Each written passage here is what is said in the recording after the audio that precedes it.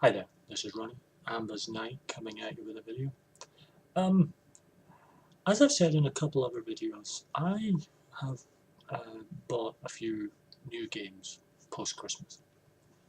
And I happen to be someone who likes having multiple rule sets, both in terms of having lots of different games, and also having multiple games of different genres.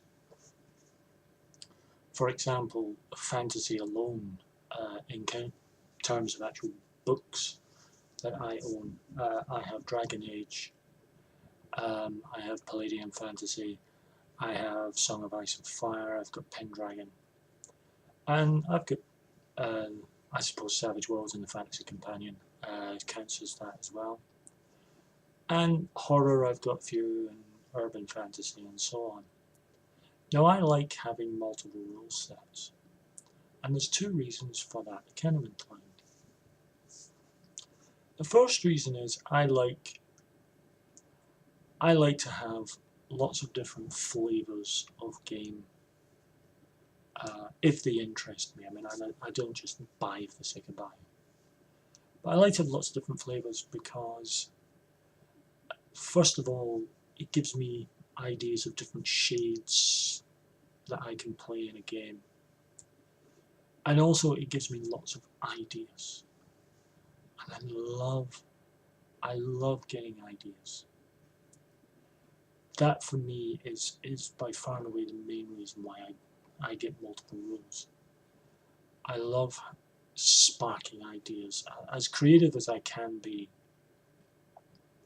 my creativity tends to be a spark from something I've seen or heard or read that sparks an idea.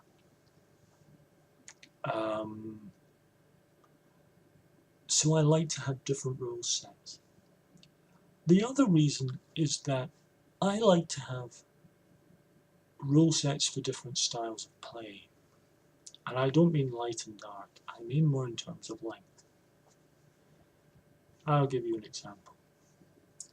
My main horror game remains Cult. Cult is a great game. I love it.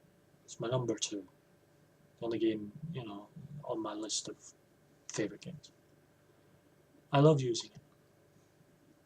But the character generation system is fairly involved. And as such, if I were to write a game that was essentially a one-shot, where I was going to use pre-generated characters, that's a long slog if I'm doing 3, 4, maybe 5 pre-gen characters and then writing a game. I mean, I can do it, done it before, do it again, but it's a long haul. Whereas I bought, as well as the Fantasy Companion, I also bought the Horror Companion for Savage Worlds, and that would be great for running horror one-shots. For example, a zombie apocalypse game. A sort of one-night, one-shot zombie apocalypse game. I could use Cult. I really could. But that would mean taking up half a night, or a good chunk of the day if I'm regenerating the characters, creating those characters, and that's a long slog. Whereas with Savage Worlds, done in half an hour. And you're on. It's perfect for one-shots. Now that doesn't mean to say that I can't use something like Savage Worlds for a campaign. I mean, I'm just finishing off writing a scenario that's going to be the first in a series using Savage Worlds and the Fantasy Companion for it, for a friend of mine. And it works fine. And I could easily do a campaign structure for a horror game.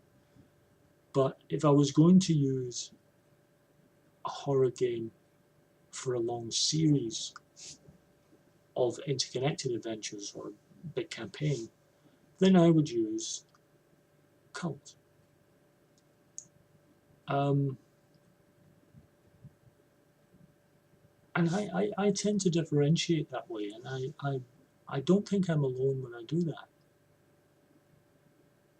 So I'm kind of throwing it out there for you guys to maybe come back with your thoughts on this.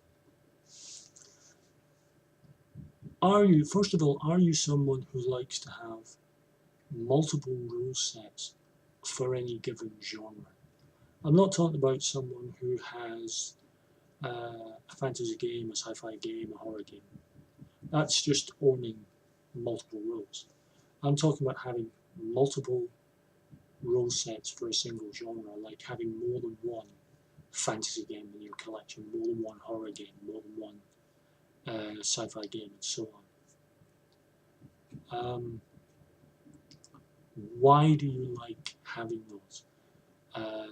Are you just a collector, which, you know, I am to an extent, or do you, like myself, like the different flavors that a game can give you? And is part of the reason for having those multiple games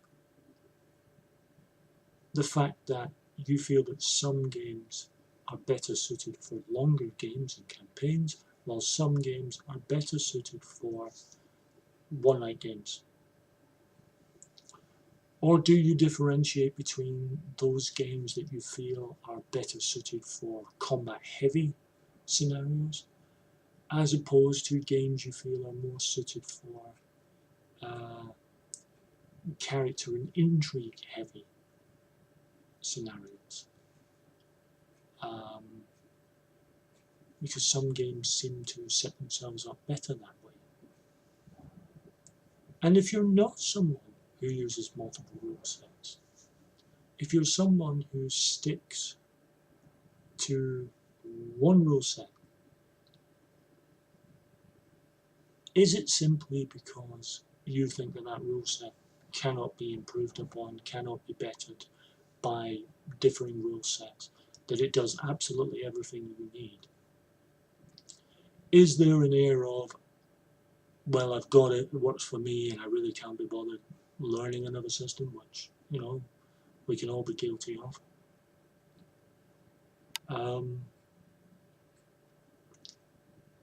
Do you look at people who have multiple rule sets and scratch your head at them and wonder why on earth they buy multiple rule sets? I'm very interested in this. As someone, as I say, I'm partially a collector, but mostly I like different flavors because they give me different ideas. I'm interested in listening to your thoughts on this. I'd love to hear them. Okay, so come on back.